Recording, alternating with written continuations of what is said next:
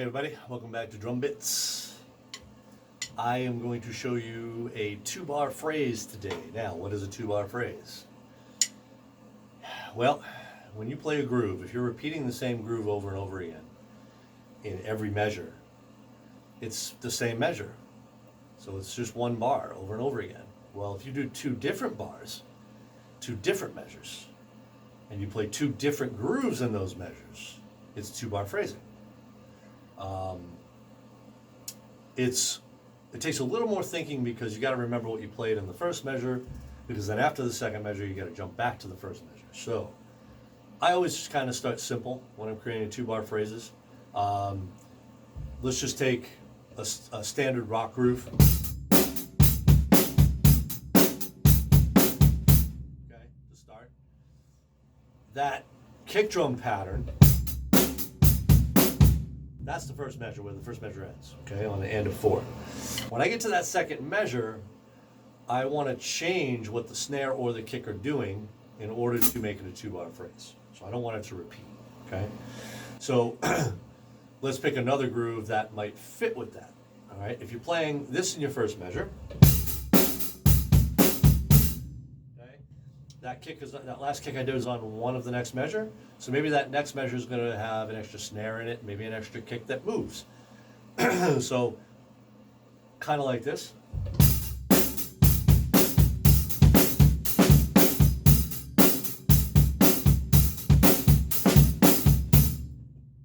That's a 2-bar phrase. Okay, now that second groove that I did is a little more syncopated than the first groove. You can put any 2 grooves together and make them a 2-bar phrase. If you want to start out simpler than that, let me give you something simpler. The first groove again is this. Let's do this as a second groove. Okay, which is actually from a previous drum bit, so you should recognize it. So you got the first one, second one. All right, put them together.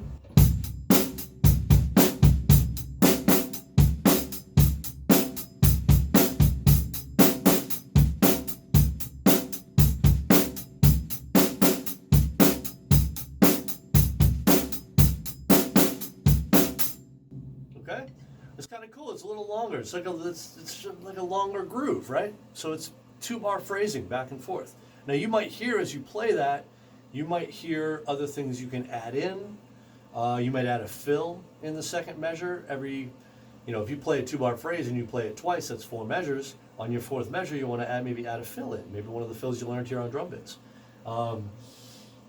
It's kind of endless because you can move bass drums and snare drums all over the place to create new grooves. But I just wanted to show you what 2-bar phrasing is. You might be playing with a band and you're following a guitar part, and the guitar player is actually playing a 2-bar phrase. So you're trying to make your drum beat match that 2-bar phrase, not just by playing the same groove over and over again every measure.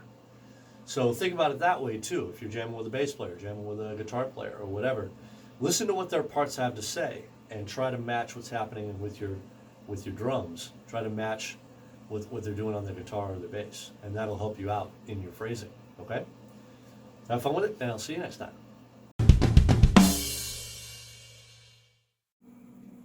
Hey guys, thanks for watching. If you like what you see, please subscribe and click that notification button so you know when I post new videos, and I'll see you soon. Thanks very much.